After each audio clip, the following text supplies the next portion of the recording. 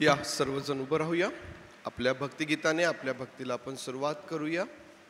नमा परममंगला गौरव तुला परमवत्सला.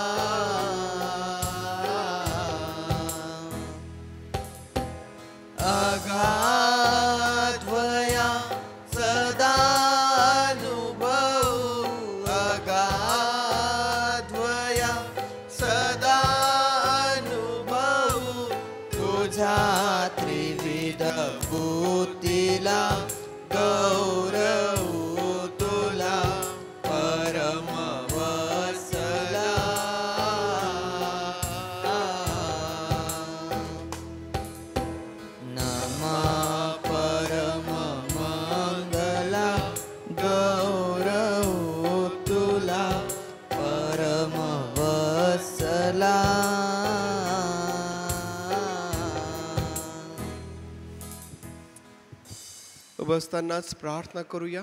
त्या प्रभू परमेश्वर देई बापाचे आभार मानूया. मागील आठवडाभर त्याने आपल्या प्रत्येकाचा सांभाळ केला, आपली काळजी घेतली, आरोग्य दिलं, आपली प्रत्येक गरज त्याने पूर्ण केली.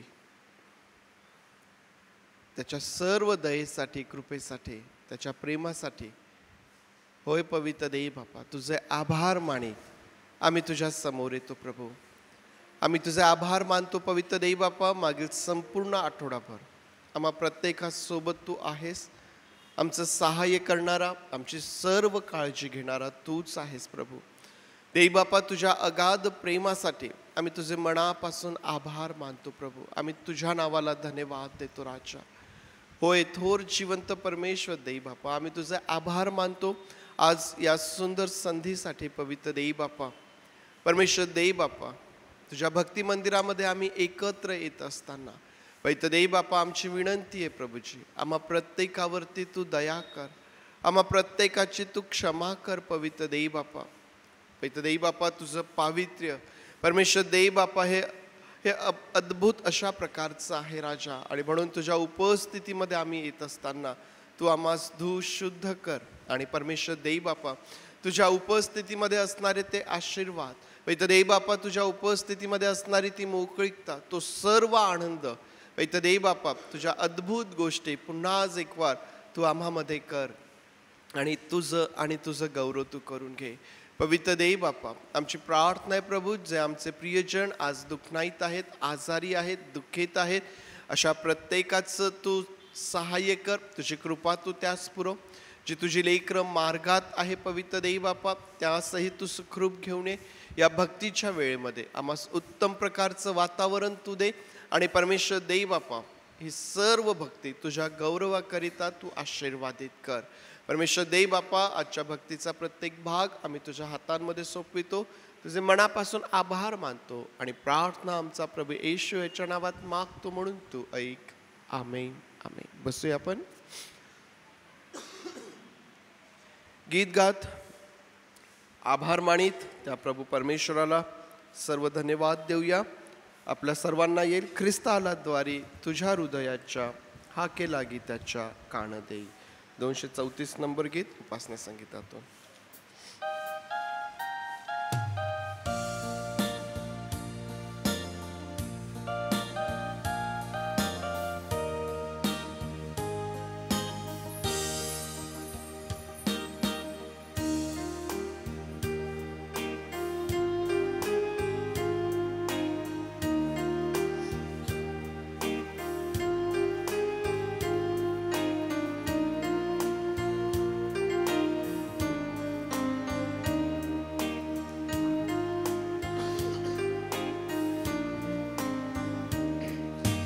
ख्रिस्त आला दारी तुझ्या हृदयाच्या, ख्रिस्त आला दारी तुझ्या हृदयाच्या, हाके लागी त्याच्या कान देई, हाके लागी त्याच्या कान देई.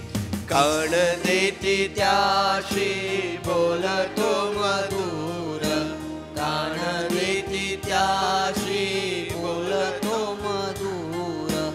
उघड सत्वर दार तुझे, उघड सत्वर दार तुझे. थकला थकला दमला उभा ठाकुनिया, थकला दमला उभा ठाकुनिया, वाट पाहुनिया मित्रा तुझी, वाट पाहुनिया मित्रा तुझी.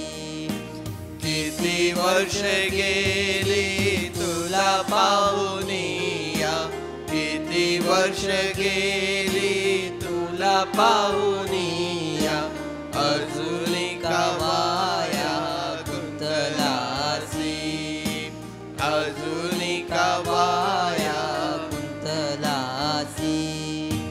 पातक भाराने नरकी जाशील, पातक भाराने नरकी जाशील, कसा सुटशील सांग माते, कसा सुटशील सांग माते. तारावया तुझ आला तुझ्या दारी, तारावया तुझ आला तुझ्या दारी, म्हणून माघारी लावू नको, म्हणून माघारी लावू नको. ख्रिस्त आला दारी तुझ्या हृदयाच्या, ख्रिस्त आला दारी तुझ्या हृदयाच्या, हाके लागी त्याच्या कान देई, हाके लागी त्याच्या कान देई. पहा मी दाराशी उभा आहे आणि ठोकत आहे. जो कोणी माझी वाणी ऐकून दार उघडतो, मी त्याच्याबरोबर आज जाईन आणि त्याच्याबरोबर जेवेन. परमेश्वर देव बापा बरोबरची सहभागिता याकरिता तुम्हाला आणि मला आमंत्रित केलेला आहे. हा प्रभू ख्रिस्त ज्याला तुमच्या आणि माझ्या समवेत आनंद आहे. आणि मला असं वाटतं की ज्यांनी परमेश्वराच्या सहभागितेचा गोडवा घेतलेला आहे ते देखील त्यांच्या जीवनामध्ये परमेश्वराच्या उपस्थितीशिवाय किंवा सहभागितेशिवाय आणखीन काही अधिक प्रिय त्यांना वाटणार नाही. आणि म्हणून प्रभू परमेश्वर देव ज्याला आम्हासोबत राहायला आवडतं, तुम्ही आणि मी देखील आम्हालाही त्याच्याबरोबर चालायचं आहे. हे देवा तुझ्या संगती चालाया इच्छितो, लागोच चित्तवरती प्रकाश मागतो. 349 नंबरचं गीत.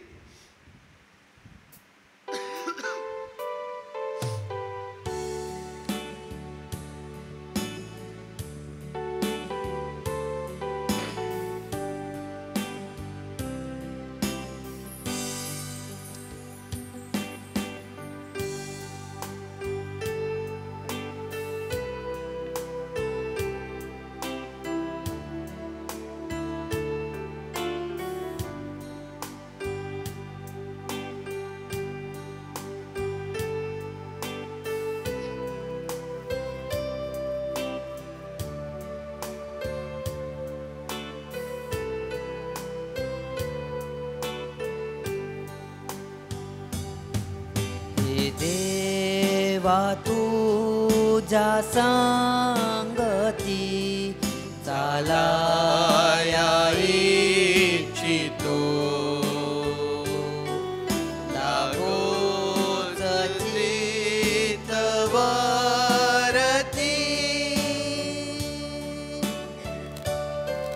प्रकाश मागतो प्रकाश मागतो मार्ग तुझा मी चुकलो अस्थिर झाले मन भक्तांचे सौख्य मुखलो ही खोचे आठवण ही खोचे आठवण ही आत्म्या कृपा दाऊनी आता माघारी माझ्या दुःखात शमनी राही मनामध्ये राही मनामध्ये पूर्वी ज्या पापानी तुला मी दिले खेदाला त्यांना धिक्कारुनी करी मी स्वनिषेधाला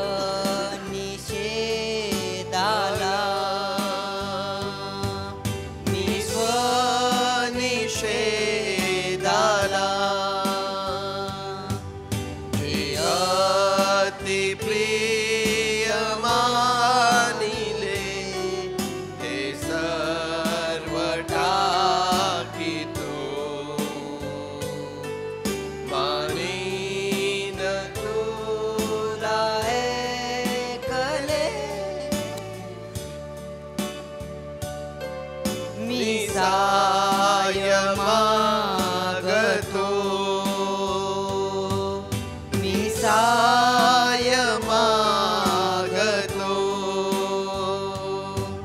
नित्य देवाच्या संगती मी असा चालना लागेल चित्तवरती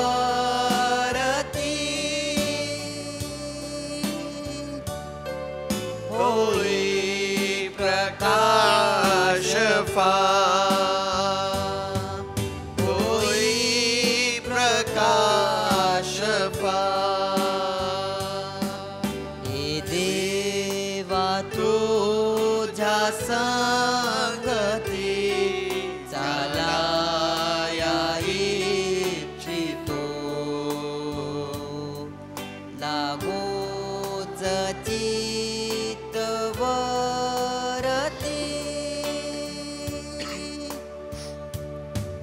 प्रकाश मागतो प्रकाश मागतो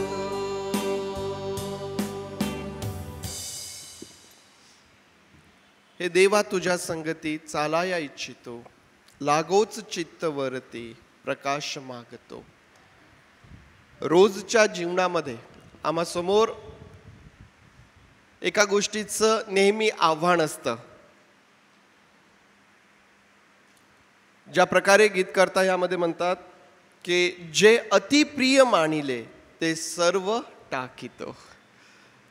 हे आमच्या रोजच्या दैनंदिन जीवनासाठी फार मोठं आव्हान असतं की आम्हाला प्रिय वाटणाऱ्या गोष्टी ख्रिस्ताकरिता सोडून टाकणे, त्यांचा त्याग करणे. माणीन तुला ऐकले मी सहाय्य मागतो. आणि मला असं वाटतं की आमच्या जीवनामध्ये हे फार महत्त्वाचं आहे की रोज आणि रोज स्वतःचा त्याग करणे, प्रिय वाटणाऱ्या गोष्टींचा त्याग करणे आणि परमेश्वराच्या सहाय्याने त्याच्या सोबत चालणे. हे त्यांना शक्य होतं ज्यांचं लक्ष हे स्वर्गाकडं लागलेलं आहे, ज्यांचं लक्ष वरती लागलेलं आहे, परमेश्वराच्या राज्याकडं, परमेश्वराकडं ज्यांचं लक्ष लागलेलं आहे, त्याच लोकांना हे शक्य होतं. आणि तेच खऱ्या अर्थाने ख्रिस्ती जीवन आहे. ख्रिस्ती जीवन काय आहे? ख्रिस्ती जीवन हे परमेश्वराबरोबर सार्वकालिक जीवनामध्ये राहण्याकरिता असणारी तयारी आहे. या भूतलावर आमची तयारी आहे. रोज आणि रोज आम्ही स्वतःला त्या स्वर्गाच्या राज्याकरिता तयार करायचं आहे. यावेळेस पवित्र शास्त्रातून एक स्तोत्र वाचूया. सिस्टर वर्षा साळवे आहेत, आज ते आपल्याकरिता एक स्तोत्र वाचतील. सर्वांना सलाम. यावेळेस आपण स्तोत्रसंहिता 66 वाचूया. देवाच्या महत्कृत्यांबद्दल उपकार स्तुती. अहो पृथ्वीवरील सर्व लोक हो, देवाचा जय जयकार करा, त्याच्या नावाचा महिमा गा, त्याची गौरवयुक्त स्तुती करा. देवाला म्हणा, तुझी कृत्ये किती भयप्रद आहेत, तुझ्या महाबळामुळे तुझे वैरी तुझ्या अधीन होतात. सर्व पृथ्वीवरील लोक तुला नमतील व तुझी स्तोत्रे गातील, तुझ्या नावाची स्तोत्रे गातील. अहो या देवाची कृत्ये पहा, तो आपल्या कृतींनी मानवजातीस धाक बसवितो. त्याने समुद्राची कोरडी भूमी केली, ते नदीतून पायी पार गेले, तेव्हा आम्ही त्याच्या ठाई हर्ष पावलो. तो आपल्या सामर्थ्याने सर्व काळ सत्ता चालवितो, त्याचे नेत्र राष्ट्रास निरखून पाहतात. बंडखोरांनी आपली मान ताठ करू नये. अहो लोकांनो, आमच्या देवाचा धन्यवाद करा, त्याच्या स्तुतीचा घोष ऐकू येईल असा करा. त्यानेच आमच्या प्राणाचे रक्षण केले, त्याने आमचे पाय ढळू दिले नाहीत. कारण हे देवा, तू आम्हास पारखिले आहे, रूपे गाळतात तसे तू आम्हाला गाडून पाहिले आहे. तू आम्हास जाळ्यात गुंतविले, तू आमच्या कमरेला भारी ओझे बांधिले. तू मनुष्यांना आमच्या डोक्यावरील स्वारी कराव्यास लाविले. आम्ही अग्नीत व पाण्यात सापडलो, तरी तू आम्हास बाहेर काढून समृद्ध स्थळी आणले. मी होमार्पणे घेऊन तुझ्या मंदिरात येईन, तुला केलेले नवस फेडीन. संकटात असता ते मी आपल्या ओठांनी उच्चारिले, मी ते आपल्या तोंडाने केले. मेंढ्यांच्या धुपासहित पुष्ट पशूंचे होम मी तुला अर्पीन, बोकडासह मी गोरे अर्पीन. अहो देवाचे भय धरणारे सर्व लोक हो, तुम्ही या. त्याने माझ्या जीवासाठी जे केले आहे ते मी सांगतो. मी आपल्या मुखाने त्याचा धावा केला, माझ्या जिभेवर त्याचे स्तवन होते. माझ्या मनात दुष्कर्माचा विचार असता तर प्रभू माझे न ऐकता, पण देवाने ऐकलेच आहे. माझ्या प्रार्थनेच्या वाणीकडे त्याने लक्ष दिले आहे. देवाचा धन्यवाद हो, त्याने माझी प्रार्थना अवमानली नाही, त्याने आपली माझ्यावरची दया काढून घेतली नाही. देव वाचल्या वचनावर आशीर्वाद देव. स्तोत्रसंहिता 66 आपल्याकरिता वाचलेला आहे. आणि या स्तोत्रामध्ये स्तोत्रकर्ता जो आहे परमेश्वराचे उपकार स्तुती करत आहे. परमेश्वराच्या महत् कृत्यांसाठी परमेश्वराचे उपकार स्तुती करत आहे. परमेश्वराच्या महत् कृत्यांबद्दल आपल्या प्रत्येकाला जाणीव आहे. पवित्र शास्त्रामध्ये अनेक प्रकारची महत् कृत्ये आम्ही वाचतो, पाहतो, पुष्कळशा साक्ष्य आम्ही ऐकतो. परंतु माझ्या जीवनामध्ये परमेश्वराने काय महत् कृत्य केलेलं आहे, माझ्या जीवनामध्ये परमेश्वराने असं काय अद्भुत केलेलं आहे, आम्हाला दिसतं का ते आमच्या जीवनामध्ये? आम्ही इतरांच्या जीवनाकडून आम्हाला पुष्कळदा उत्तेजन मिळेल. इस्रायल लोकांसाठी देवाने केलेले अद्भुते आम्हाला नेहमीच उत्तेजन देतात. परंतु माझ्या जीवनामध्ये काही महत्कृत्य मला दिसून येतं का?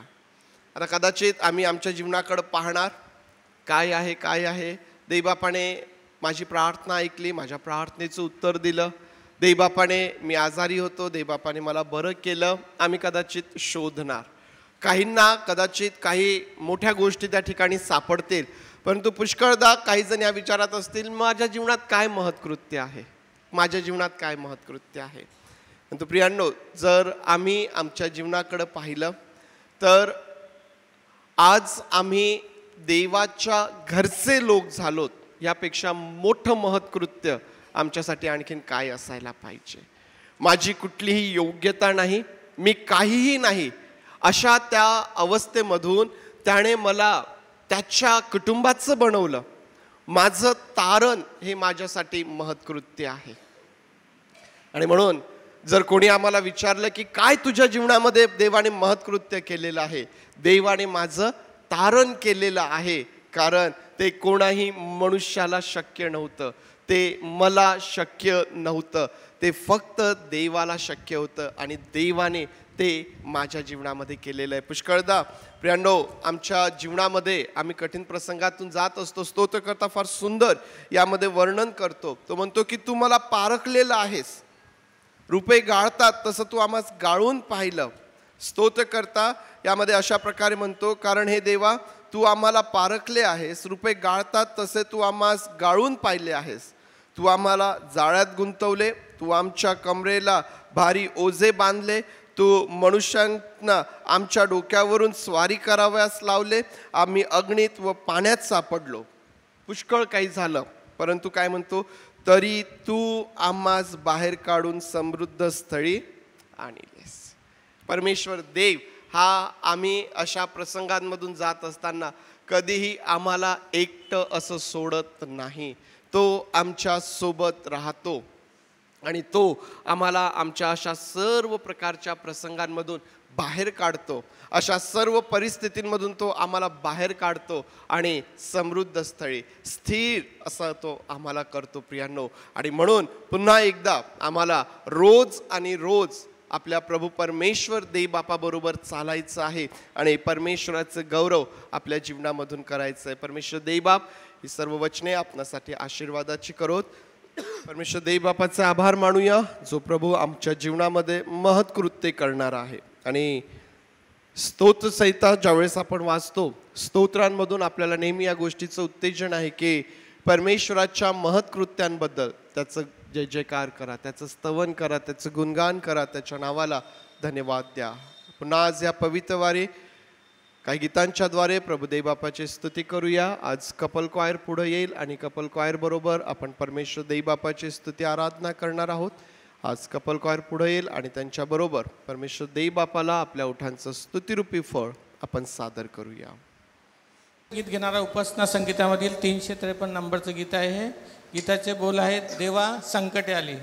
आपल्याला माहीत आहे माणसाचं जीवन म्हटलं की संकटांनी भरलेलं असतं. सुखदुःखाचं ते एक मिश्रण आहे आणि यामध्ये माणसाच्या मनातील गुंतागुंत आहे, दुःख, क्लेश, त्यानंतर द्वंद्व जे चालतं, पश्चाताप आपल्याला होतो कधी कधी आणि अंधकार दिसतो. आपल्याला असं वाटते काही आपल्याला वाट दिसत नाही आहे आणि त्या कष्टामध्ये आपण असतो नेहमी. म्हणजे जेव्हा दुःख होते तेव्हा ते एकटं येत नाही, त्यासोबत एवढ्या सगळ्या गोष्टी ते आणि आणखीन त्यामध्ये काही भर असते. तर पण परमेश्वर माझी आशा आहे, तो मला आशा देणारा परमेश्वर आहे. तर हे गीत आपल्याला तेच सांगते, देवा संकट आले.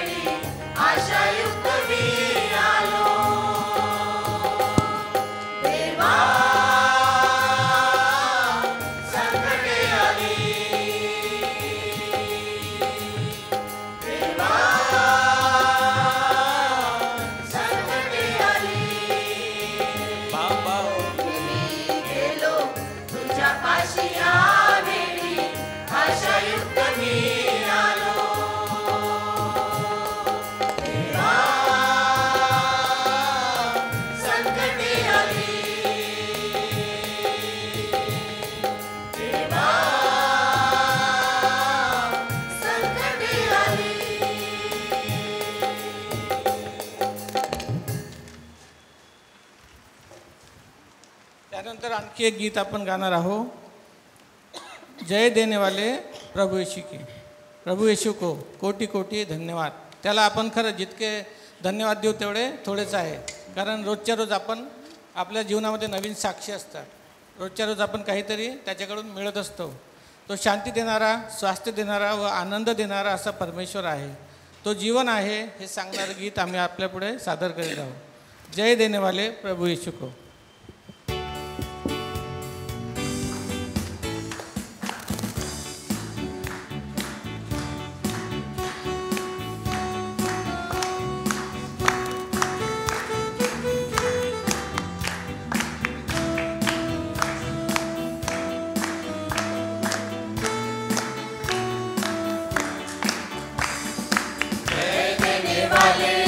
प्रभु यीशु को कोटि कोटि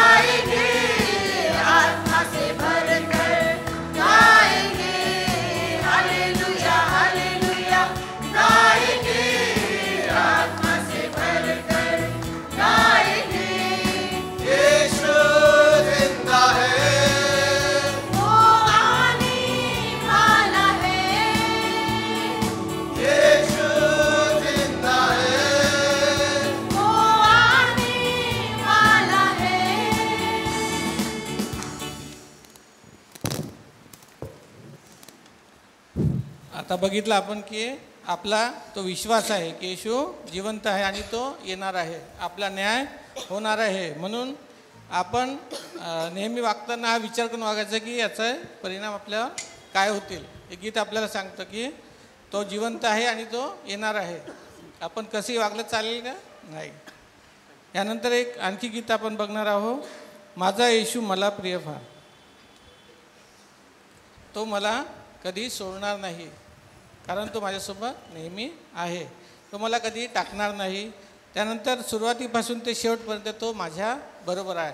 हा आपला विश्वास आहे. आणि विश्वास काय करतं? माणसाला जिवंत ठेवते, प्रेरणा देण्याचं काम करते. उद्या आपण कोणत्या तरी आशेने उठत असतो ना, रात्री आपण अलार्म करून लावतो, कारण की आपल्याला माहिती आहे आपण उद्या उठणार आहे.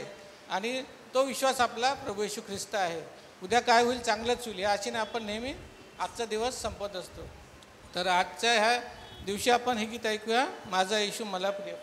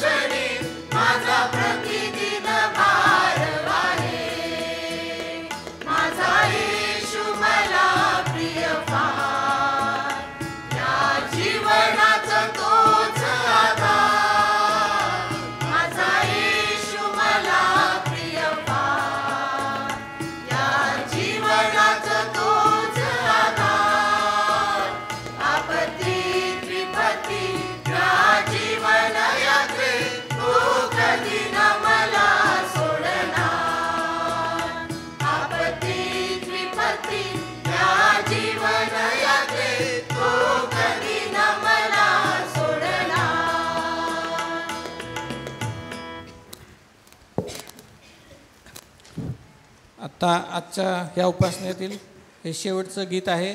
आपण प्रार्थनेकरता जाणार आहोत आणि मंडळीला विनंती आहे त्यांनी उभं राहावं. हे शेवटचं गीत आहे.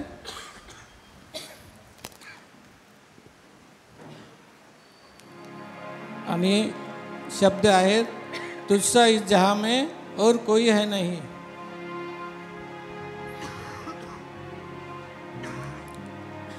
आपणही आमच्यासोबत गायन करावी ही विनंती. तुझसा इस जहां में कोई है नहीं, तुझ बिन आसरा मेरा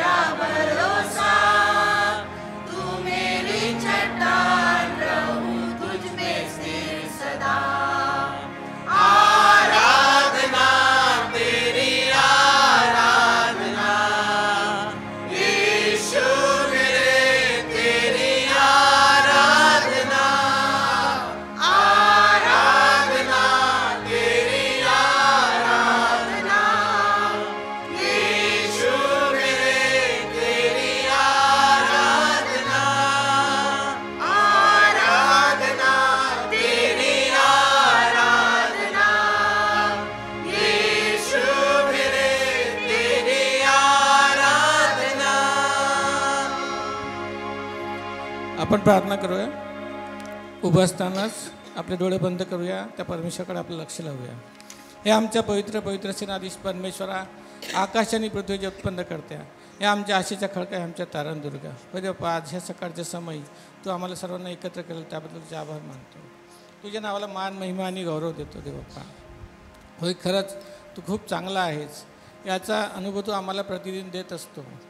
आमच्या ज्या काही अडीअडचणी समस्या असतात त्या तू दूर करत असतो. आणि तू आम्हाला सर्वांना इथे एकत्र आणलं. मोठ्या संख्येने लोक आलेले आहेत, त्याबद्दल तुझा आभार मानतो. जे रस्त्यामध्ये असतील त्यांचे मार्ग तू मोकळे कर. येथे उपस्थित प्रत्येकाला तुझा आशीर्वाद दे परमेश्वरा. आणि आज ही जी तुझी भक्ती आम्ही केलेली आहे, तू आमचे हे बोल मान्य कर दे बाप्पा. आणि खरंच तू खूप महान आहेस, याचा अनुभव देणारा परमेश्वर तू आहेस असा आम्ही विश्वास आहे असा आमचा. आणि इथे उपस्थित प्रत्येकाला तुझा आशीर्वाद पाठव. आणि आजचं जे वचन येणार आहे त्यातून तू बोल दे बाप्पा. येशूच्या गोड आणि पवित्र मागतो म्हणतो, ऐक. आमेन. परमेश्वर देव बाप्पाचं जे वचन आहे त्याकडे आपलं लक्ष आपण लावूया.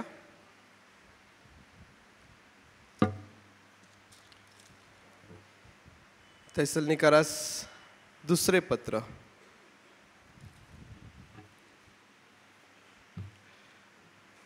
थेसलोनिकरास दुसरे पत्र अध्याय 2 आणि वचन 1 पासून तर 11 पर्यंत 12 पर्यंत आपण ती वाचूया. थेसलोनिकरास दुसरे पत्र अध्याय 2 आणि वचन 1 पासून तर 12 पर्यंत. बंधुजन हो, आपल्या प्रभू येशू ख्रिस्ताचे आगमन व त्याच्याजवळ आपले एकत्र होणे या संबंधाने आम्ही तुम्हाला अशी विनंती करतो की तुम्ही एकदम दचकून चित्तस्थैर्य सोडू नका व घाबरू नका. प्रभूचा दिवस येऊन ठेपला आहे असे सांगणाऱ्या आत्म्याने किंवा जणू काय आमच्याकडून आलेल्या वचनाने अथवा पत्राने घाबरू नका. कोणत्याही प्रकारे कोणाकडून फसू नका, कारण त्या दिवसाच्या अगोदर विश्वासाचा त्याग होऊन तो अनितिमान पुरुष प्रगट होईल. तो नाशाचा पुत्र, विरोधी व ज्याला देव किंवा भजनीय म्हणून म्हणतात त्या सर्वांपेक्षा स्वतःला उंच करणारा, म्हणजे मी देव आहे असे स्वतःचे प्रदर्शन करत देवाच्या मंदिरात बसणारा असा आहे. मी तुमच्याबरोबर असताना हे तुम्हाला सांगत असे याची तुम्हाला आठवण नाही काय? त्याने नेमलेल्या समयीस प्रगट व्हावे, अन्य वेळी होऊ नये म्हणून जे आता प्रतिबंध करत आहे ते तुम्हाला ठाऊक आहे. कारण अनितीचे रहस्य आत्ताच आपले कार्य चालवत आहे, परंतु जो आता प्रतिबंध करत आहे तो मधून काढला जाईपर्यंत प्रतिबंध करत राहील. मग तो अनितिमान पुरुष प्रगट होईल. त्याला प्रभू येशू आपल्या मुखातील श्वासाने मारून टाकेल आणि तो येताच आपल्या दर्शनाने त्याला नष्ट करेल. ज्यांचा नाश होत चालला आहे त्यांनी आपले तारण साधावे म्हणून सत्याची आवड धरायची ती धरली नाही. त्यामुळे त्यांच्यासाठी सैतानाच्या कृतीप्रमाणे सर्व प्रकारची खोटी महत्कृत्ये, चिन्हे, अद्भुते आणि सर्व प्रकारचे अनितीजनक कपट यांनी युक्त असे त्या अनितिमानाचे येणे होईल. त्यांनी असत्यावर विश्वास ठेवावा म्हणून देव त्यांच्या ठाई भ्रांतीचे कार्य चालेल असे करतो. ज्यांनी सत्यावर विश्वास ठेवला नाही तर अनितीत संतोष मानला त्या सर्वांस शासन व्हावे म्हणून असे होईल. परमेश्वर देवबाप ही वचने आपणासाठी आशीर्वादाची करोत. प्रार्थना करूया. थोर आणि जिवंत देव बापा, तुझ्या वचनांकडं आम्ही आमचं लक्ष लावलेलं आहे. तुझ्या उपस्थितीसाठी तुझे आभार मानतो प्रभू. आणि माझी विनंती आहे पवित्र देव बापा, ह्या वचनांच्या द्वारे तू आम्हासोबत बोल, आमची सुधारणूक कर. आणि परमेश्वर देव बापा, या वचनांचं सामर्थ्य जे आम्हाला शारीरिक आणि आध्यात्मिक दृष्टीने नवं करतं प्रभूचे, ते आम्हावरती तू ओत प्रभू. आम्ही सर्वस्वी स्वतःला तुझ्या अधीन करतो. तुझे मनापासून आभार मानतो, तुझी स्तुती करतो. प्रार्थना आमचा प्रभू येशू याच्या नावात मागतो म्हणून तू ऐक. आमेन. आमेन. परमेश्वर देवबापाचं वचन आज आपण पाहत असताना आपल्याला माहिती आहे की या संपूर्ण महिन्यामध्ये थेसलोनिकरास पहिले पत्र आणि दुसरे पत्र यावरती आपण अभ्यास करीत आहोत. आणि यावरती अभ्यास करीत असताना आतापर्यंत पहिल्या पत्रामधून आपण थेसलोनिका येथील जी मंडळी आहे त्या मंडळीची ओळख आपण करून घेतली. मंडळीची ओळख करून घेत असताना थेसलोनिका येथील मंडळीच्या जमेच्या बाजू काय आहेत, भक्कम बाजू काय आहेत, सामर्थ्याच्या बाजू काय आहेत त्या आपण पाहिल्या. त्याचबरोबर जी दुसरी बाजू आहे त्यांचा अशक्तपणा काय आहे, कोणत्या गोष्टींमध्ये त्या कमजोर आहेत, काय उणीव त्या ठिकाणी आहे, याही गोष्टीचा विचार केला.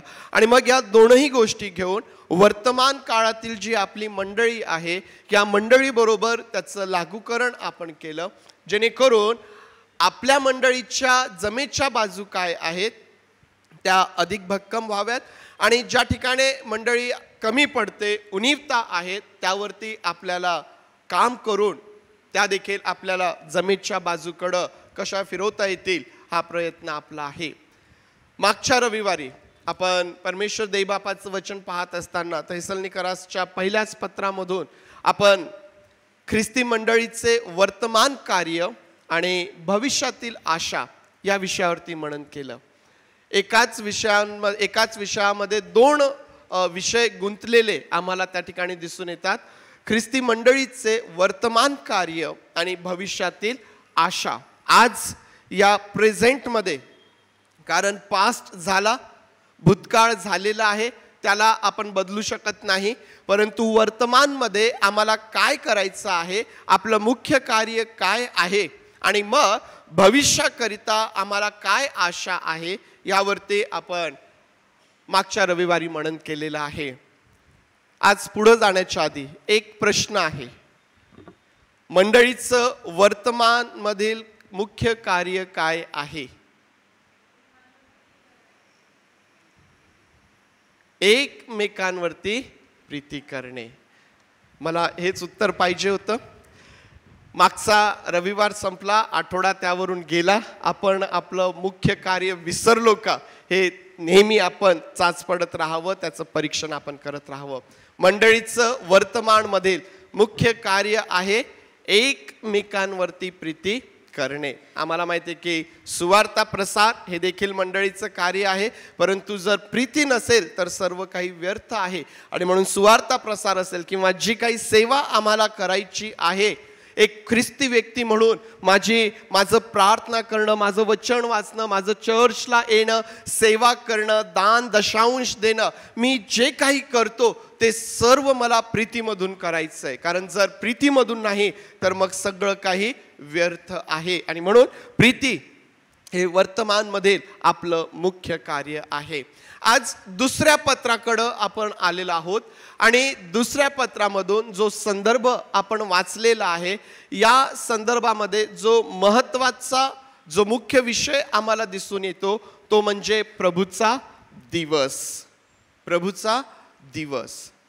आता पहिल्याच रविवारी मी तुम्हाला दोन्ही पत्रांची पार्श्वभूमी दिलेली होती, ज्यामध्ये मी तुम्हाला हे सांगितलेलं आहे की हे जे दुसरं पत्र आहे पावलाने लगेच लिहिलं. म्हणजे पहिलं पत्र लिहिल्यानंतर अवघ्या काही महिन्यांमध्येच पावलाने हे दुसरं पत्र देखील पाठवलं. आणि या दुसऱ्या पत्राचा मुख्य उद्देश होता की थेसलोनिका येथील मंडळीमध्ये जो काही गोंधळ निर्माण झालेला होता किंवा जो काही गैरसमज निर्माण झालेला होता प्रभूच्या दिवसासंबंधाने, प्रभूच्या येण्यासंबंधाने जी परिस्थिती त्या ठिकाणी निर्माण झाली होती, त्यांना मार्गदर्शन करण्यासाठी, त्यांना उत्तर देण्यासाठी, त्यांना तो दिवस, ती परिस्थिती समजावून सांगण्यासाठी पावलाने हे दुसरं पत्र लिहिलेलं आहे. आणि म्हणून या दुसऱ्या पत्राचा जो हा महत्त्वाचा विषय आहे प्रभूचा दिवस, त्यावरती आज आपण मनन करणार आहोत. जो संदर्भ आपण वाचलेला आहे, जो शास्त्र भाग आपण वाचला, दुसरा अध्याय आणि पहिली 12 वचने जी आपण वाचलेली आहे, या 12 वचनांकडं आम्ही पाहत असताना तो प्रभूचा दिवस, त्या दिवसाविषयीची चिन्हे आणि त्या दिवसाचा परिणाम किंवा पाऊल जो आहे या वचनांमध्ये पूर्णपणे प्रभूच्या दिवसावरती आपलं लक्ष केंद्रित करताना आम्हाला दिसून येतो. प्रभूचा दिवस या विषयाचा विचार करत असताना जुना करार आणि नवीन करार या दोन्ही करारांमध्ये, संपूर्ण पवित्र शास्त्रामध्ये प्रभूच्या दिवसाविषयी आम्हाला वाचायला मिळतं. मग आमोस असेल, दानियल असेल, किंवा मग आम्ही ज्यावेळेस नवीन कराराकडे येतो, करीन कराराच्या पत्रामध्ये, थैसलनिकाच्या पत्रामध्ये आणि इतरही पत्रांमधून, काही वचनांमधून आम्हाला प्रभूच्या दिवसासंबंधाने पाहायला मिळतं. प्रभू येशू ख्रिस्त याने स्वतः आम्हाला त्या दिवसासंबंधात काही चिन्हे देऊन ठेवलेली आहे. प्रभूचा दिवस,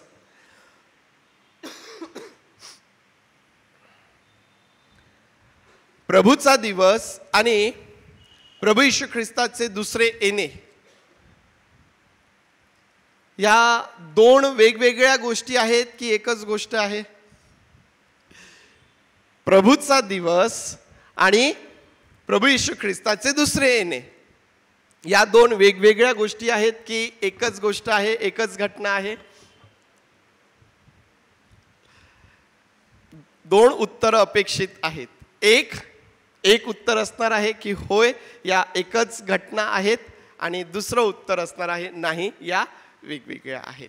या वेगवेगळ्या का आहेत किंवा या एकच का आहेत याची देखील वेगवेगळी कारणे आपल्याकडे निश्चितच असणार आहे. पण तुम्हाला दोन गोष्टी या ठिकाणी प्रामुख्याने सांगायच्या आहेत, ज्या कुठेतरी आम्ही आमच्या अंतःकरणावरती कोरून ठेवाव्यात. एक तर प्रभूचा दिवस आणि प्रभू येशू ख्रिस्ताचं दुसरं येणं ही एकच घटना आहे जी दोन प्रकारे सांगितलेली आहे. परंतु आम्हाला हे माहीत आहे की महासंकटाचा जो काळ आम्हाला पवित्र शास्त्रामध्ये वाचायला मिळतो, या महासंकटाच्या काळामध्ये मंडळी जी आहे ती जगामध्ये नसणार. ठीक आहे, या दोन गोष्टी लक्षात ठेवा. प्रभूचा दिवस किंवा प्रभू येशू ख्रिस्ताचं दुसरं आगमन, दुसरं येणं, या एकाच घटनेचे भाग आम्हाला त्या ठिकाणी दिसून येतात. परंतु जी गोष्ट आम्हाला प्रामुख्याने लक्षात ठेवायची आहे ती म्हणजे महासंकटाच्या काळामध्ये ख्रिस्ताची मंडळी जी आहे ती या जगामध्ये नसेल. पुष्कळदा आम्हाला भीती आहे की बापरे, तो महासंकटाचा काळ किती भयंकर असेल. जर त्या महासंकटाच्या काळामध्ये आपण सापडू नये असं जर आम्हाला वाटतं तर वचन सांगतं, पहिल्या पुनरुत्थानात ज्यांना भाग आहे ते धन्य आहेत. है ना? आम्हाला त्या महासंकटाच्या काळात जर आम्ही सापडू नये असं वाटतं तर प्रभूचं जे गुप्त आगमन आहे त्यामध्ये आम्ही त्याच्याबरोबर घेतल्या जाणं हे आमच्यासाठी आशीर्वादाचं आहे. आता हा जो विषय आहे ना, प्रभूचा दिवस किंवा प्रभू येशू ख्रिस्ताचं दुसरं येणं, त्याचं गुप्त आगमन किंवा मंडळीचं लोकांतरण, हे सर्व विषय जे आहेत हे फार खोलवरती, फार सांभाळून आणि फार सावकाशपणे अभ्यास करण्याचे विषय आहेत. आपण फार खोलवरती जात नाहीये आणि म्हणून मी तुम्हाला या दोन गोष्टी तुमच्या अंतःकरणावरती कोरायला सांगितल्यात. एक तर महासंकटाच्या काळामध्ये मंडळी जगात नसेल, आणि दुसरी गोष्ट म्हणजे प्रभूचा दिवस ज्याला आपण म्हणतो किंवा प्रभू येशू ख्रिस्ताचं दुसरं येणं ज्याला म्हणतो, या एकाच घटनेचे भाग आम्हाला त्या ठिकाणी दिसून येतात. आणि म्हणून आज या शास्त्र भागामधून आपला फोकस प्रामुख्याने या शास्त्र भागावरती असणार आहे. त्यामधून प्रभूच्या दिवसाविषयी आपण आज अजून मनन करूया आणि अधिक जवळून ते समजून घेण्याचा प्रयत्न करूया. कारण जेवढं आम्ही देवाचं वचन अधिक जवळून समजणार ते आमच्यासाठी अधिक आशीर्वादाचं असणार आहे. मग आता पाऊल जेव्हा या मंडळीला, थैसलनिकाच्या मंडळीला हे पत्र लिहितोय, तो काय करत आहे, त्याच्यासमोर काय उद्देश आहे, काय त्याच्या मनामध्ये विचार आहे, तो थैसलनिका येथील मंडळीला पत्र लिहित असताना पावलाला माहीत आहे की या मंडळीमध्ये गोंधळ निर्माण झालेला आहे, गैरसमज निर्माण झालेला आहे. कशाविषयीचा गोंधळ आहे, काय गैरसमज आहे, तर प्रभू येशू ख्रिस्ताच्या येण्यासंबंधाने किंवा प्रभूचा दिवस ज्याला म्हटलेला आहे त्या संबंधाने या मंडळीमध्ये गोंधळ निर्माण झालेला आहे. काहींना असं वाटत आहे की तो येऊन गेलेला आहे आणि आम्हाला ते समजलंच नाही. काहींना असं वाटत आहे की बस आता प्रभू येशू ख्रिस्त हा घ्यायला येत आहे आणि म्हणून काही जणांनी आपला कामधंदा बंद करून टाकलं, आपलं काम बंद केलं, जेवढं आमच्याकडं आहे ते आम्हाला पुरेसं आहे आम्ही आणखीन कशाला काम करायचं, ही स्थिती, ही परिस्थिती त्या मंडळीत निर्माण झाली. आणि म्हणून पाऊल त्यांना हे पत्र लिहित असताना प्रभूच्या दिवसाविषयी जी पहिली गोष्ट तो त्यांना सांगतो ती ही आहे की तुम्ही प्रभूच्या दिवसाविषयी फसू नका, तुम्ही फसू नका. जर आम्ही 1 ते 3 वचने जर आम्ही त्या ठिकाणी वाचली तर 1 ते 3 वचनांमध्ये पाऊल मंडळीला सांगतो, बंधुजन हो, आपल्या प्रभू येशू ख्रिस्ताचे आगमन व त्याच्याजवळ आपले एकत्र होणे या संबंधाने आम्ही तुम्हाला अशी विनंती करतो की तुम्ही एकदम दचकून चित्तस्थैर्य सोडू नका व घाबरू नका. प्रभूचा दिवस येऊन ठेपला आहे असे सांगणाऱ्या आत्म्याने किंवा जणू काय आमच्याकडून आलेल्या वचनाने अथवा पत्राने घाबरू नका, घाबरू नका. कोणत्याही प्रकारे कोणाकडून फसू नका. त्या दिवसासंबंधाने पाऊल या मंडळीला जी पहिली गोष्ट सांगतो ती ही आहे की कोणाकडूनही कशाही प्रकारे कोणत्याही प्रकारे फसू नका, दचकून चित्तस्थैर्य सोडू नका, घाबरू नका. आम्ही वारंवार ही गोष्ट ऐकत आहोत की प्रभू येशू ख्रिस्त येणार आहे, प्रभू येशू ख्रिस्त येणार आहे, प्रभू येशू ख्रिस्त येणार आहे. परंतु तो कधी येणार आहे? पुन्हा फिरून अनेकांच्या समोर हा प्रश्न येतो की तो कधी येणार आहे, तो कधी येणार आहे. आम्ही ऐकत आहोत की तो येणार आहे. आणि मी तुम्हाला मागच्या वेळेस सांगितलं होतं की काही जणांनी अशा प्रकारचा प्रचार केला होता की बस आता तो या तारखेला येणार आहे आणि लोक आपलं सगळं त्या ठिकाणी एकत्र झालेले आहेत. मंडळीच्या इतिहासामध्ये आपल्याला हे ऐकायला मिळतं. पाऊल या ठिकाणी म्हणतो की फसू नका.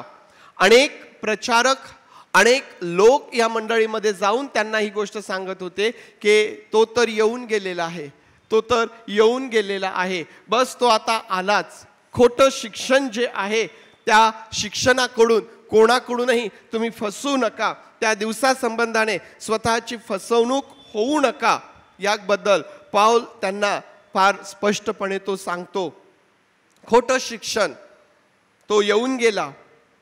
मला माहीत नाही की तुमच्यापैकी किती जणांनी हे ऐकलं असेल, परंतु एक सिद्धांत हे देखील सांगतो की प्रभू येशू ख्रिस्त येऊन गेला आणि सध्या आपण ज्या काळामध्ये आहोत ना ते 1000 वर्षाचं राज्य चालू आहे. पवित्र शास्त्र जे सांगतं ना की प्रभू येशू ख्रिस्त 1000 वर्ष राज्य करेल, हे सध्या जे सुरू आहे ना ते 1000 वर्षाचं राज्य सुरू आहे असाही सिद्धांत मांडण्यात आलेला आहे. परंतु तो चुकीचा आहे. 1000 वर्षाचं जे राज्य आहे ते अजून त्या ठिकाणी आलेलं नाही. कारण त्या 1000 वर्षाच्या राज्यासंबंधाने आम्हाला पाहायला मिळतं की ते ख्रिस्ताचं शांतीपूर्ण राज्य आम्हाला दिसून येतं. आज ज्यावेळेस आम्ही जगात पाहतो त्याच्या अगदी विपरीत आम्हाला दिसून येतं. परंतु काही प्रचारकांनी, काही शिक्षकांनी किंवा काही खोट्या संदेष्टांनी या प्रकारचा प्रचार भूतकाळामध्ये केलेला आहे की प्रभू येशू ख्रिस्ताचं जे आगमन आहे, मंडळी जी आहे ही घेतल्या गेलेली आहे आणि आता जे आहे हे आपण त्या 1000 वर्षाच्या राज्यामध्ये आपण आहोत. आणि म्हणून आजही आपल्या कानावरती येतं. मला माहीत नाही किती लोकांच्या घरी असे लोक येऊन गेलेत की ते हे सांगतात की प्रभू येशू ख्रिस्त अमुक अमुक ठिकाणी आलेला आहे. प्रामुख्याने मागच्या दिवसांमध्ये ते जे यरुशलेम मातावाले जे फिरत होते तेही या गोष्टी संदर्भात सांगत होते की तो चायनाच्या ठिकाणी आलेला आहे, तो त्या ठिकाणी आहे. असे खोटे प्रचारक जे प्रभूच्या येण्यासंबंधाने, प्रभूच्या दिवसासंबंधाने खोटा प्रचार ते करतात. पाऊल म्हणतो की तुम्ही अशा लोकांकडून फसू नका, दचकून चित्तस्थैर्य सोडू नका, घाबरू नका, घाबरू नका. प्रियांनो, मंडळी या जगात आहे हे या गोष्टीचं चिन्ह आहे की ख्रिस्त अजून आला नाही, परंतु तो लवकर येणार आहे.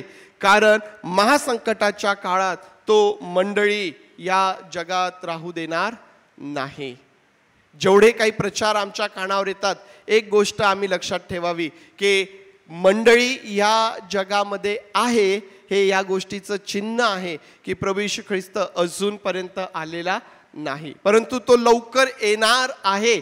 आपल्या वधूला घेण्याकरिता, आपल्या मंडळीला घेण्याकरिता तो लवकर येणार आहे, कारण महासंकटामध्ये आपण सापडावं ही त्याची इच्छा नाही. आणि म्हणून आता पाऊल त्यांना जे सांगण्याचा प्रयत्न करत आहे की तो जो प्रभूचा दिवस आहे त्याविषयी फसू नका, त्याविषयी दचकून चित्तस्थैर्य सोडू नका. म्हणून आता पाऊल काय करतो की त्यांना काही चिन्ह त्या ठिकाणी तो देतो. काय घडणार, त्या दिवसाच्या आधी काय घडणार या संदर्भात पाऊल त्यांना प्रामुख्याने 2 गोष्टी त्या ठिकाणी सांगतो. आता वास्तविक पाहता प्रभू येशू ख्रिस्तानेच आम्हाला आधी चिन्हे देऊन ठेवलेली आहे.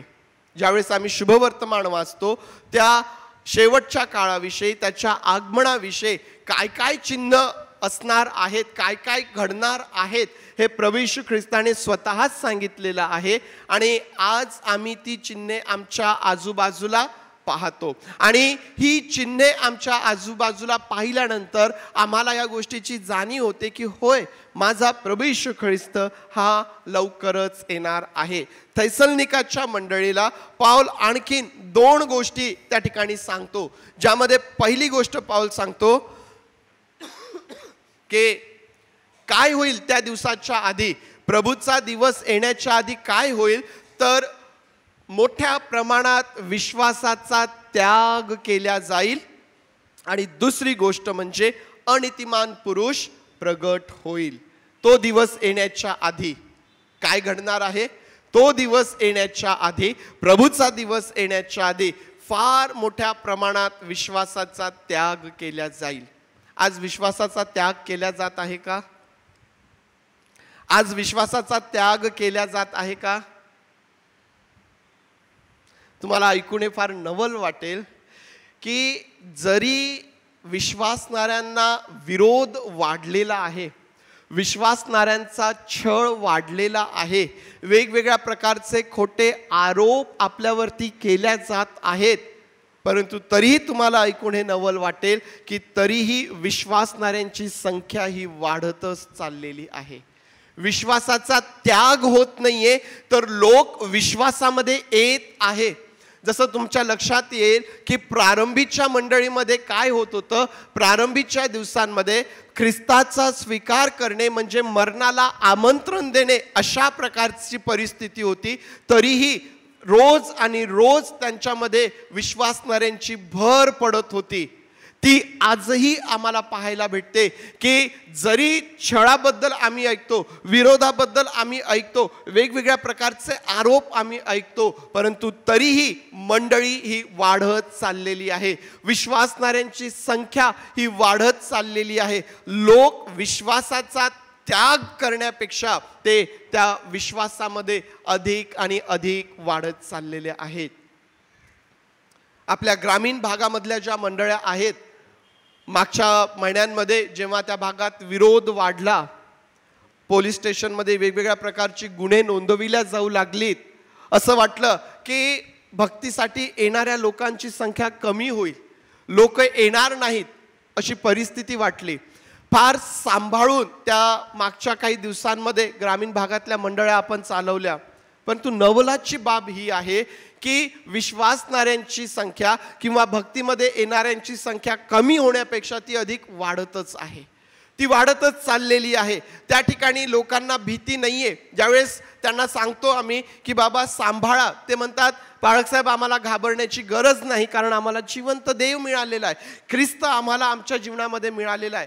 ते लोक जगातल्या विरोधाला घाबरत नाहीयेत, ते लोक वाढत चाललेले आहेत. परंतु जेव्हा प्रभूचा दिवस येतो, त्या प्रभूच्या दिवसाच्या अगोदर याच्या विरुद्ध होणार आहे. काय होणार आहे? त्यावेळेला लोक विश्वासात येणार नाहीत, तर विश्वासाचा त्याग त्या ठिकाणी करतील. फार मोठ्या प्रमाणामध्ये विश्वासाचा त्याग होताना आम्हाला त्या ठिकाणी दिसून येईल. अनीतिमान पुरुष त्या ठिकाणी प्रगट होईल. आणि म्हणून ज्यावेळेस आम्ही वचन 4 पासून 10 पर्यंत ज्यावेळेस आम्ही वाचतो, त्या ठिकाणी आम्हाला वाचायला मिळतं की तो नाशाचा पुत्र विरोधी व ज्याला देव किंवा भजनीय म्हणून म्हणतात त्या सर्वांपेक्षा स्वतःला उंच करणारा म्हणजे मी देव आहे असे स्वतःचे प्रदर्शन करत देवाच्या मंदिरात बसणारा असा तो आहे. आणि या अनितिमान पुरुषाबद्दल पुष्कळ काही आम्हाला पावलाने या ठिकाणी सांगितलेलं आहे. स्वतःला देव म्हणविणारा, मीच देव आहे, मीच देव आहे, मी देवापेक्षा कमी नाही. कोणाला गर्व चढला होता? मी काय कमी आहे का? काय परिणाम झाला? स्वर्गातून खाली फेकण्यात आला, परमेश्वराच्या सानिध्यातून फेकण्यात आलं. आणि त्या दिवसापासून हा सैतान जो आहे ना, हा देवाच्या कार्याला विरोध करत आलेला आहे. तेव्हापासून सैतान वारंवार हा प्रयत्न करत आहे की देवाचं जे स्थान आहे ते मला मिळावं, लोकांनी माझी भक्ती करावी, लोकांनी मला देव म्हणावं. आणि म्हणून सैतान हा वारंवार प्रयत्न करतो. आपल्याला माहिती आहे की जशी ख्रिस्ताची मंडळी आहे तशी सैतानाचीही मंडळी आहे. ऐकलंय का तुम्ही? सैतानाची मंडळी आहे. मोठ्या मोठ्या शहरांमध्ये अशा प्रकारच्या उपासना सुरू आहेत की ख्रिस्ती चर्च नाही परंतु सॅटॅनिक चर्चेस म्हणून त्या ठिकाणी त्या भक्तीमध्ये लोक जातात. आणि तुम्हाला नवल वाटेल की तिथं जाणारे लोक जे आहेत ना ते अतिशय श्रीमंत आहेत, अतिशय श्रीमंत आहेत. तुम्ही जर त्या ठिकाणी जाल तर तुम्ही तिथलं सगळं ते वातावरण पाहून अगदी भारावून जाल. बापरे, ह्या गोष्टी आज मेट्रो सिटीजमध्ये, मोठ्या मोठ्या शहरांमध्ये आहेत. प्रियांनो, सैतानाचं काय म्हणणं आहे? त्याने प्रभू येशू ख्रिस्ताला काय म्हटलं की तू मला नमन कर म्हणजे हे सर्व मी तुला देईल. सैतान आजही देवाचं प्रतिरूप म्हणजे परमेश्वराने बनवलेला मनुष्य त्याला या प्रकारे भ्रमित करत आहे की तू मला नमन कर, मीच तो आहे, मीच देव आहे, मी तुला सर्व काही देईल. आणि लोक आज या प्रकारे त्या ठिकाणी जात आहे. हा जो अनितिमान पुरुष आहे हा काय करणार आहे? हा तेच करणार आहे. तो म्हणेल की मीच देव आहे आणि देवाच्या मंदिरामध्ये बसणारा तो त्या ठिकाणी आम्हाला दिसून येईल. त्याच्यासोबत ना चिन्हे देखील असणार आहेत. का बरं मंडळी? किंवा का बरं त्या दिवसांमध्ये फार मोठ्या प्रमाणात विश्वासाचा त्याग होईल याचा विचार मी करत होतो. काय असं त्या दिवसांमध्ये घडेल की जेणेकरून फार मोठ्या प्रमाणात लोक विश्वासाचा त्याग करतील? त्याचं एक कारण मला या ठिकाणी सापडलं. त्याचं एक कारण असं आहे की हा जो अनितिमान पुरुष आहे, हा जो प्रगट होणार आहे, त्याच्याबरोबर खोटी महत्कृत्ये, चिन्हे, अद्भुते ही त्याच्यासोबत असणार आहेत. चिन्हे चमत्कार करणारा तो असणार आहे, मोठी मोठी अद्भुते करणारा तो असणार आहे. आणि आज आम्हाला माहिती आहे की लोक देवाच्या वचनांच्या ऐवजी चमत्कारांच्या मागं धावतात, अद्भुतांच्या मागं धावतात. जिथं कुठं लोकांना ऐकायला मिळतं की या ठिकाणी असे असे चमत्कार होतात, या ठिकाणी असे असे भविष्य सांगितल्या जातात, या ठिकाणी माझ्यासाठी असं केलं जाऊ शकतं, लोक त्या ठिकाणी पळतात. प्रियांनो, गर्दी करतात त्या ठिकाणी. परंतु ज्या ठिकाणी देवाचं वचन आहे पुष्कळदा त्याकडे दुर्लक्ष केलं जाऊ शकतं. आणि म्हणून प्रियांनो, हा जो अनित्यमान पुरुष आहे ना, हा प्रगट होईल त्यावेळेला तो काय करेल? मोठी मोठी चिन्हे करेल, अद्भुते करेल आणि लोक फसविल्या जातील. लोक भ्रमित पडतील की अरे अरे बाप रे, चालले त्याच्या मागं. विश्वासाचा त्याग त्या ठिकाणी आम्हाला दिसून येईल आणि लोक त्याच्या मागं आम्हाला जाताना दिसतील. प्रियांनो, आणि म्हणून नेहमी आपल्या जीवनामध्ये अद्भुते, चमत्कार, भविष्यवाण्या या गोष्टींच्या मागं पळू नका. परिपक्व ख्रिस्ती व्यक्ती अशा गोष्टींच्या मागं कधीच पडत नाही. परिपक्व व्यक्ती तोच आहे जो परमेश्वराच्या वचनांमध्ये रममाण होतो, परमेश्वराच्या वचनांमध्ये वाढतो, ज्याला परमेश्वराच्या वचनांनी स्थिर केलेला आहे, तो त्याच्या विश्वासामध्ये कुठल्याही प्रकारे हलविल्या जाऊ शकत नाही. सैतानाने कितीही प्रयत्न केला तरी तो त्याच्या विश्वासाला डळमळीत करू शकत नाही. परिपक्व व्यक्ती हा प्रभूच्या आत्म्याच्या फळांमध्ये वाढलेला असतो. परंतु जी व्यक्ती नेहमी इकडं धावू दे, तिकडं पाहू दे, इकडं जाऊ दे, तिकडं जाऊ दे करत राहते, प्रियांनो, ती तिच्या विश्वासामध्ये कधीच स्थिर होत नाही. ती ख्रिस्ती विश्वासामध्ये, ख्रिस्ती जीवनामध्ये परिपक्व होऊ शकत नाही. कारण तिच्या मुळात ज्या आहेत या वचनात खोल गेलेल्या नसून ज्या भौतिक गोष्टी किंवा ज्या काही घडणाऱ्या गोष्टी आहेत त्याकडं त्या व्यक्तीचं लक्ष लागलेलं असतं. तुम्हाला आणि मला परिपक्व बनायचं आहे प्रियांनो, आणि म्हणून आम्ही आमच्या जीवनात नेहमी सावध असायला पाहिजे. हा अनितिमान पुरुष जेव्हा प्रगट होईल त्यावेळेला फार मोठी मोठी अद्भुते चिन्हे त्या ठिकाणी तो करेल. परंतु आम्हाला माहिती आहे की पाऊल फार सुंदर रीतीने सांगतो की प्रभू येशू ख्रिस्त त्याला मारून टाकेल. प्रभू येशू ख्रिस्त त्याला मारून टाकेल. त्या ख्रिस्ताच्या समोर त्याचं काही एक चालणार नाही. आणि म्हणून पाऊल एक आणखीन महत्त्वाची गोष्ट त्या ठिकाणी सांगतो की नेमलेला समय आहे, त्या प्रभूच्या दिवसाचा समय नेमलेला आहे. आणखीन आम्हाला हे माहीत आहे की हा जो अनितिमान पुरुष आहे त्याच्याही येण्याचा समय नेमलेला आहे. आणि म्हणून वचनात आपण वाचलं की त्याने आधी येऊ नये, त्याने अगोदर येऊ नये म्हणून त्याला प्रतिबंध केला जात आहे. आता हे एक रहस्य आहे बरं, कोण प्रतिबंध करत आहे हे स्पष्टपणे त्या ठिकाणी सांगितलेलं नाही. कोण प्रतिबंध करत आहे? त्या अनितिमान पुरुषाने प्रगट होऊ नये म्हणून त्याला कोण विरोध करत आहे? कोणी म्हणतं मंडळी, कोणी म्हणतं पवित्र आत्मा, कोणी म्हणतं परमेश्वराचा एखादा दूत. या प्रकारे वेगवेगळ्या गोष्टी आहेत. परंतु आपण एक गोष्ट लक्षात ठेवायची की त्याचा समय आलेला नाही.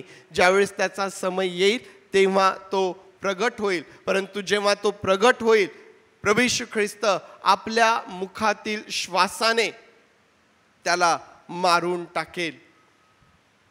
आपल्या मुखातील श्वासाने. तुम्ही जर इयोबाचं पुस्तक वाचलं, इयोब 4:19 मध्ये इयोब ह्या गोष्टीचं वर्णन करताना आपल्याला दिसून येतो की परमेश्वर काय करतो. परमेश्वराच्या श्वासाने ते विलयास जातात आणि त्याच्या क्रोधाच्या फुंकराने ते नाहीतसे होऊन जातात. इयोब 4 इयोब 4:19 मध्ये आम्हाला त्या ठिकाणी इयोबाने आधीच सांगून ठेवलेलं आहे. आणि म्हणून प्रियांनो, घाबरून जाऊ नका, दचकून जाऊ नका. ही जी चिन्हे आहे ती लक्षात ठेवा आणि प्रभूकरिता स्वतःची तयारी करा. प्रभूकरिता स्वतःची तयारी करा. सकाळी एक विचार आपल्या समोर आला की ख्रिस्ती जीवन काय आहे? ख्रिस्ती जीवन काय आहे? प्रियांनो, प्रभू येशू ख्रिस्ताबरोबर स्वर्गात राहण्याची तयारी करणे म्हणजेच ख्रिस्ती जीवन आहे. प्रभू बरोबर त्या स्वर्गामध्ये घेतल्या जाणे, त्याची तयारी करणे हेच ख्रिस्ती जीवन आहे. प्रभूचा दिवस, प्रियांनो, जर तुम्ही आमोस जर पाहिला, आमोस त्या दिवसाबद्दल म्हणतो की तो फार कठीण आहे, तो अंधकारमय आहे. प्रभूचा दिवस कसा आहे? अंधकारमय आहे. आमोस म्हणतो की तो प्रकाशमय नाहीये. जे त्याची अपेक्षा करतात त्यांना धिक्कार असो, कारण तो दिवस फार कठीण असणार आहे. आज आम्ही कृपेच्या काळात आहोत म्हणून आम्हाला फार काही वाटत नाहीये. परंतु आमोस त्या प्रभूच्या दिवसासंबंधाने बोलत असतो, बोलताना म्हणतो की तो अंधकारमय आहे, तो प्रकाशमय अशा प्रकारचा नाही. का? कारण त्या दिवशी शासन केल्या जाईल, त्या दिवशी न्याय केला जाईल. कोणाला शासन केल्या जाईल? पाऊल या ठिकाणी शेवटच्या वचनांमध्ये सांगतो की सत्याची आवड न धरणारे, असत्यावर विश्वास ठेवणारे आणि अनितीमध्ये संतोष मानणारे. हे सर्व जो संदर्भ आज आपण वाचलेला आहे त्यामध्येच पावलाने सांगितलेला आहे. किती लोक? 3 प्रकारचे लोक सांगितलेत. सत्याची आवड न धरणारे, आणि मग ते असत्यावर विश्वास ठेवतात आणि अनीतीमध्ये संतोष मानणारे अशा प्रकारचे लोक, त्यांना त्या प्रभूच्या दिवशी शासन केल्या जाणार आहे. त्या दिवशी शासन चुकणार नाही, त्या दिवशी न्याय हा चुकणार नाही. आणि म्हणून आज प्रियांनो, संपवत असताना मला तुम्हाला या गोष्टी संबंधाने पुन्हा एकदा आठवण करून द्यायची आहे की घाबरू नका, दचकून चित्तस्थैर्य सोडू नका. पाऊल म्हणतो तो दिवस जरी अंधकारमय आहे, परंतु त्या दिवसाविषयी आम्ही अंधारात नाही. त्या दिवसाविषयी आम्हाला काहीच माहीत नाही असं नाही. आम्ही अंधारात नाही, तर आम्हाला माहिती आहे की जसा चोर येतो तसा तो दिवस येणार आहे. जसा चोर येतो तसा तो दिवस येणार आहे. अकस्मातपणे तो दिवस येणार आहे. आणि मग त्या दिवशी प्रियांनो न्याय आहे, त्या दिवशी शासन आहे. आम्हाला या सर्व गोष्टी माहीत आहे. जे लोक कृपेचा काळ ओळखत नाही किंवा देवाच्या कृपेचा गैरफायदा घेतात, त्या लोकांना त्या दिवशी देवाचा न्याय आणि देवाचं जे शासन आहे त्याला सामोरे जावं लागणार आहे. आणि म्हणून प्रियांनो, आज जेव्हा प्रभूचा दिवस हा विषय आमच्या समोर आहे, त्या दिवसासंबंधाने आम्ही अंधारात नाही. आम्हाला त्या दिवसाविषयी माहीत आहे, कारण आम्ही प्रकाशात चालणारे आहोत. आम्हाला घाबरून जायचं नाही आहे, आम्हाला चित्तस्थैर्य सोडायचं नाही आहे, तर आम्हाला त्या दिवसासाठी स्वतःची तयारी करायची आहे. कशी करणार आम्ही स्वतःची तयारी? देवाचा आत्मा आम्हाला देण्यात आलेला आहे, देवाचं वचन आम्हाला देण्यात आलेलं आहे. आम्हाला त्यांच्या सहाय्याने तयारी करायची आहे. नाही तर आम्हाला 10 कुमारी माहीत आहे, 5 मूर्ख 5 शहाण्यांनी दिवे घेतले, दिव्यांबरोबर तेलही घेतलं. मूर्ख यांनी फक्त दिवे घेतलेत आणि मग वराला यायला विलंब लागला. आणि आम्हाला माहिती आहे की पुढं काय झालं. वर आला, ज्यांची तयारी झालेली होती ते बरोबर आत घेतल्या गेले आणि ज्यांची तयारी झाली नव्हती ते बाहेर राहिले. आमच्यासाठी फार महत्त्वाचं आहे की आम्हाला आत जायचं आहे की आम्हाला बाहेर राहायचं आहे. आत जर जायचं आहे तर ही तयारीची वेळ आहे, ही तयारीची वेळ आहे. सावध राहा, जागे राहा, प्रभू लवकर येत आहे. या आपले डोळे आपण बंद करूया. आणि आज देवबापाचं वचन आम्ही ऐकत असताना आज तो आमच्या अंतःकरणाशी काय बोलत आहे, कोणत्या गोष्टींची उकळी आमच्या अंतःकरणामध्ये आम्हाला दिसून येत आहे, कोणत्या गोष्टींची उकळी. प्रभूच्या येण्याकरिता मी आज स्वतःची काय तयारी करत आहे? आज मी स्वतःची काय तयारी करत आहे?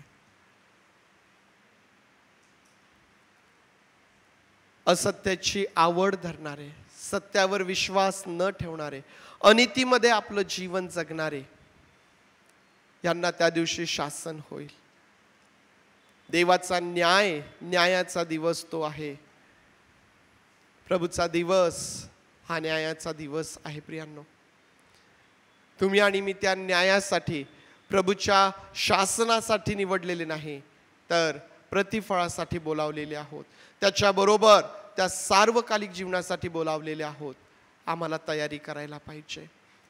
आमच्या वैयक्तिक जीवनाची आम्हाला तयारी करायची आहे. प्रभू तू त्यासाठी आमचं सहाय्य कर. प्रभू तू त्यासाठी आमचं सहाय्य कर. प्रभू तू त्यासाठी आमचं सहाय्य कर देव बापा. प्रभू, जेव्हा तू येतो आम्ही तुझ्यासाठी तयार असावेत. आमची दिव्यांमध्ये तेल पवित्र देव बापा, आम्ही तुझ्यासाठी तयार असावं आणि तुझ्याबरोबर आम्ही आत जावं. प्रभू, याकरिता आम्हा प्रत्येकाचं सहाय्य कर. आम्ही सर्वजण त्यासाठी स्वतःला तुझ्या हातांमध्ये सोपवितो. आमच्यापैकी कोणीही बाहेर राहू नये म्हणून देव बापा आम्हावरती कृपा कर. आम्ही सर्वजण स्वतःला तुझ्या हातांमध्ये देत प्रार्थना आमचा प्रभू येशू याच्या नावात मागतो म्हणून तू ऐक. आमेन, आमेन. यावेळेस आपण सर्वजण उभं राहूया, प्रभूने शिकवलेली प्रार्थना करूया. हे आमच्या स्वर्गातील बापा, तुझे नाम पवित्र मानले जाव, तुझे राज्य जसे स्वर्गात तसेच पृथ्वीवर तुझ्या इच्छेप्रमाणे आमचे रोजची भाकर आज आम्हास दे, आणि जसे आम्ही आमच्या ऋण्यास ऋण सोडलेत तसेच तो आमचे ऋणे आम्हास सोड, आणि आम्हास परीक्षेत आणू नकोस तर आम्हास वाईटापासून सोडी, कारण की राज्य, सामर्थ्य आणि गौरव हे सर्व काळ तुझेच आहे. आमेन. सुवंद्य देवा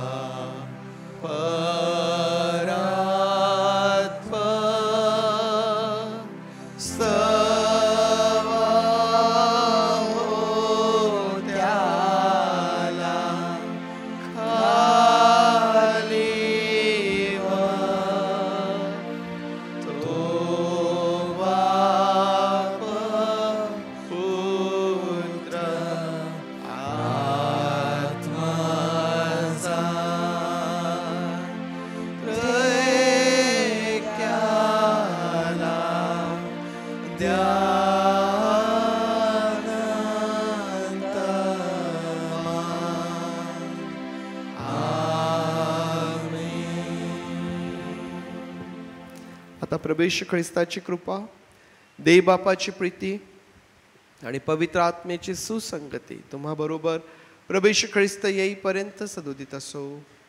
आमेन.